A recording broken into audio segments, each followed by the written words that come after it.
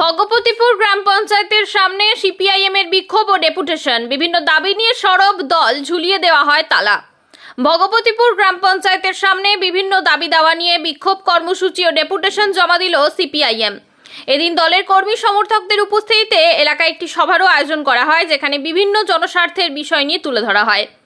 CPIM এর নেতৃত্বের অভিযোগ, ভগবতীপুর গ্রাম পঞ্চায়েত এলাকায় বিভিন্ন উন্নয়নমূলক কাজে অনিয়ম ও দুর্নীতি হয়েছে।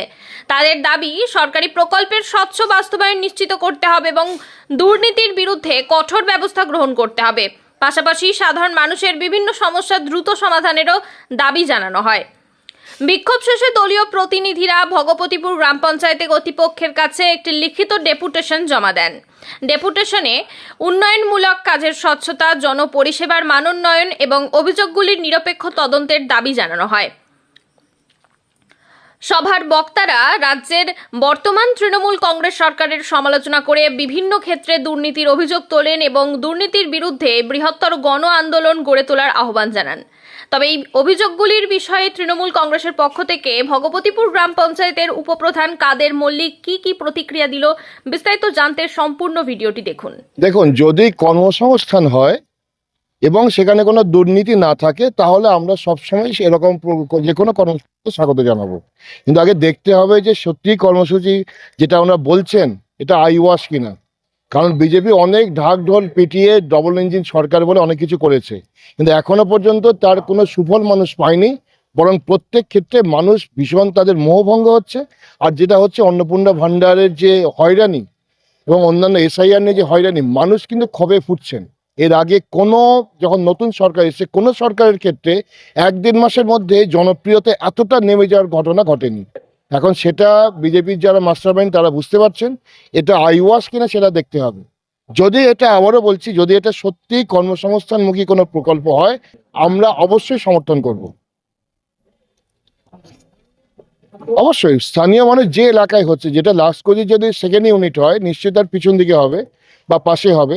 এবং ওইটা কিন্তু হচ্ছে ডানকুনি বটজলার পার্ট, এবং ডানকুনিবাসী সহ একটা বৃহৎ অংশের মানুষ কিন্তু এই মুহূর্তে নিকাশির সমস্যায় ভুগছেন। নতুন কারখানা হবে, অবশ্যই হবে, কিন্তু নিকাশিকে বাঁচিয়ে পরিবেশকে বাঁচিয়ে। আর স্থানীয় যাদের ওখানে কর্মচ্যুতি ঘটছে তাদের ওখানে বিকল্প ব্যবস্থা করতে হবে, সেইটা অগ্রাধিকার রাখতেই হবে। এবং সাধারণভাবে আমাদের এলাকার বা এই পশ্চিমবাংলার যে যুব সমাজ, তারা যদি কাজ পায়, সত্যি কর্মসংস্থান হয়, আমরা নিশ্চয়ই তাকে সমর্থন জানাবো। কিন্তু এই বিষয়গুলো মাথায় রাখতে হবে, না হলে আমরা তার বিরোধিতা করবো এবং সেটা যাতে পথে আসে সেই দিকে আমরা আমাদের কর্মসূচি নেব।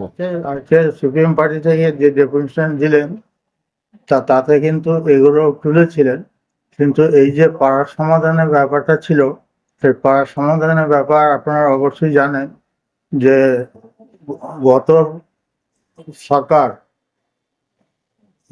10 লক্ষ টাকা প্রত্যেক বুথে পাড়ার সমাধানের জন্য বরাদ্দ করেছিলেন। তা থেকে 5 লক্ষ টাকা বিডিও এবং 5 লক্ষ টাকা গ্রামের পঞ্চায়েত থেকে কাজ করার ব্যবস্থা হয়েছিল।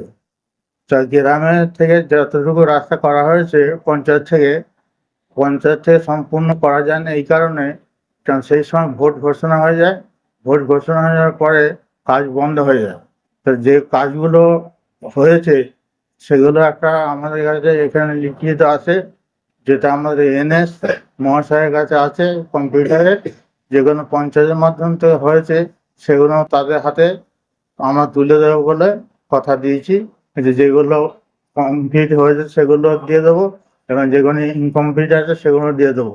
আর সমস্ত পেমেন্ট হয়েছে বিডিওর মাধ্যমে। সেই বিডিও মহাশয়ের পেমেন্ট যেগুলো ছেড়েছে সেটা বিডিওতে আছে। তা যেগুলো ইনকমপ্লিট আছে সেগুলো কিন্তু আমরা জানিয়ে দেবো বলে তাদের কাছে কথা দিয়েছি। আর যে অবৈধ নির্মাণের কথা বলছে, অবৈধ নির্মাণ তো আমাদের এখানে কোনোটাই হয়নি। যে নিকাশি বন্ধ করে অনেক আগে অনেক নিকাশি বন্ধ হয়ে গেছে, সেখানে কিন্তু আমাদের তখন আমরা ক্ষমতায় আসেনি। আমরা ক্ষমতা আসার পর থেকে কিন্তু অবৈধভাবে কোনো নির্মাণ হয়েছে বলে আমাদের গোচরে নাই।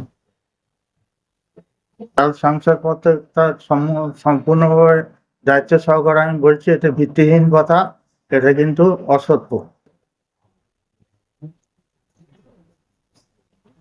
কাদের মল্লিক, আমি ভগবতী পঞ্চায়েতের উপপ্রধান। আচ্ছা, আমরা স্মারকলিপি যে প্রদান করেছি মাননীয় প্রধানের নিকট, তার মধ্যে প্রধানতম দাবি ছিল এসআইআর এ যাদের নাম বাদ গেছে বা যারা ট্রাইব্যুনালে অ্যাপিল করেছে অথচ এখনো নাম আসেনি তাদের নামগুলো নথিভুক্ত করার ব্যবস্থা করতে হবে। 2 নম্বর দাবি ছিল 100 দিনের কাজ, যেটা এখন 125 দিনের হয়েছে, সেই 100 দিনের কাজ অবিলম্বে চালু করতে হবে। 125 দিনের কাজ চালু করতে হবে, তার সঙ্গে সঙ্গে বকেয়া মজুরি প্রদান করতে হবে। ভগবতীপুর এলাকায় 3 নম্বর দাবি ছিল, ভগবতীপুর এলাকায় আপনারা দেখবেন যত্রতত্র নিয়ম না মেনে পারমিশন দেওয়া হয়েছে বাড়ির, ফলে নিকাশিগুলো ধ্বংস হয়ে গেছে। ব্রিটিশ আমলের নিকাশি, যেটা খুব সুন্দরভাবে জল চলাচলের ব্যবস্থা ছিল, সেগুলো নষ্ট হয়ে গেছে। আপনি মোল্লার চক, জলামাদুল, ভগবতীপুর বাজার, বিবিপুর, সিঞ্জোর বিভিন্ন জায়গায় এইসব যে নিকাশি নষ্ট হয়ে গেছে, এই নিকাশিগুলোকে সংস্কার করতে হবে। 4 নম্বর দাবি ছিল জলামাদুল এলাকায় যে ট্রান্সফরমার, সেই জনসংখ্যার চাপ বেশি কিন্তু ইলেকট্রিক কনজাম্পশন অনেক বেশি, কিন্তু কোনোভাবেই যে বিদ্যুতের যে সমস্যা, সেই বিদ্যুতের 11,000-এর লাইন পাওয়ার হাউস তৈরি করা, যেটা রোবর পার হয়ে সেই পাওয়ার হাউস আসার কথা, সেটা শুধুমাত্র কিছু কতিপয় মানুষ, তাদের তৃণমূলের নেতা, তাদের বাধাতে আটকে আছে। সেই জায়গাটাকে আবার চালু করা, আমাদের 11,000-এর লাইনটাকে এক্সটেনশন করা, নতুন করে ভগবতীপুর এলাকায় পাওয়ার হাউসের চালু করা, এইটা একটা বড় দাবি ছিল। পাশাপাশি বিভিন্ন এলাকায় এই বর্ষাকালে স্ট্রিট লাইটের ব্যবস্থা নেই, স্ট্রিট লাইটের ব্যবস্থা করা, এবং রাস্তাঘাট, ভগবতীপুর এলাকার বিভিন্ন এলাকায় গেলে দেখবেন রাস্তাঘাট চলার অযোগ্য, এই রাস্তাঘাটকে সংস্কার করা। আর সবচেয়ে বড় যেটা দাবি ছিল, নির্বাচনের আগে গত সরকার যারা ঘোষণা করেছিল যে পাড়ায় সমাধান এবং 10 লক্ষ টাকা করে বুথে খরচ হয়েছে, সেখানে আমরা দেখেছি 10 লক্ষ টাকা করে খরচ দেখানো হয়েছে কিন্তু আদপে খরচ হয়নি। আমি উদাহরণ দিচ্ছি, কানাইডাঙ্গার শ্মশান চুল্লি, সেখানে খরচ দেখানো হয়েছে কিন্তু কোনো কাজ হয়নি। কানাইডাঙ্গার ইলাম বাজার থেকে 2 নম্বর পর্যন্ত যে রাস্তা এবং নাচা সংস্কার, ড্রেন সংস্কার, সেই ড্রেন সংস্কারের কাজ দেখানো হয়েছে, তাতে খরচ দেখানো হয়েছে কিন্তু কাজটা হয়নি। আবার এরকম সিঞ্জোরে গেলে দেখবেন কিছু রাস্তা হয়ে আছে, গর্দানে কিছু রাস্তা হয়ে আছে। বড় ব্যবসাদার দিনে 1 কেজি সোনার কাজ করেন, তার বাড়িতে ইন্দিরা আবাসনের ঘর ঢুকেছে। আবার বিভিন্ন মানুষ যারা সত্যিকার অসহায় মানুষ, এই বর্ষাকালে ত্রিপল খাটিয়ে আছেন, আপনি কানাইডাঙ্গা, ভাদুয়া থেকে শুরু করে গর্দান থেকে শুরু করে সিঞ্জোর, সেই বিভিন্ন এলাকায় এই মানুষগুলো আছেন কিন্তু তাদের বাড়ি হয়নি। আমরা নির্দিষ্ট তালিকা করে প্রধানের কাছে জমা দিয়েছি এবং প্রধান সেগুলো মেনেও নিয়েছেন, কিন্তু পঞ্চায়েতের একটা অসাধু চক্র আছে, সেই অসাধু চক্র যারা প্রধানকে ভুল পথে চালিত করতে বাধ্য করেছে, সইজাল করেছে, চুরি করেছে, ডাকাতি করেছে, দুর্নীতি করেছে, পঞ্চায়েতটাকে লুটে খাওয়ার একটা জায়গা করে দিয়েছে। এর বিরুদ্ধেই আজকে ডেপুটেশন। বিভিন্ন এলাকা থেকে আপনারা দেখেছেন কুল ছাপানো মানুষ এসেছে এবং তাদের এই ক্ষোভের বহিঃপ্রকাশ। আমরা পঞ্চায়েতে আমরা সুষ্ঠু গণতান্ত্রিক পদ্ধতিকে মানি বলেই মানুষের রোজকে আমরা সংযত করেছি এবং পঞ্চায়েতে যে তালা লাগানো হয়েছিল সেই তালাকে আমরা খুলেও দিয়েছি।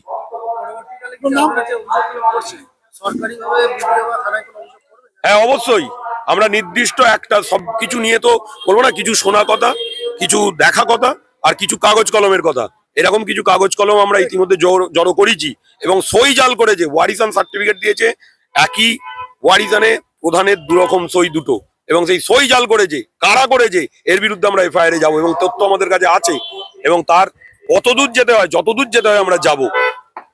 আর একটা কথা, আমাদের এই ডেপুটেশনকে কেন্দ্র করে অন্য রাজনৈতিক দল কিছু ফায়দা নিতে চাইছে, সেই ফায়দাটা যাতে না নিতে পারে তার জন্য আজকে ডেপুটেশনটা আমরা দাঁড়িয়ে থেকে এখানে নিয়ন্ত্রণ করার চেষ্টা করেছি এবং আমরা আশা করি নিয়ন্ত্রণও করেছি। সঞ্জয় ঘোষ।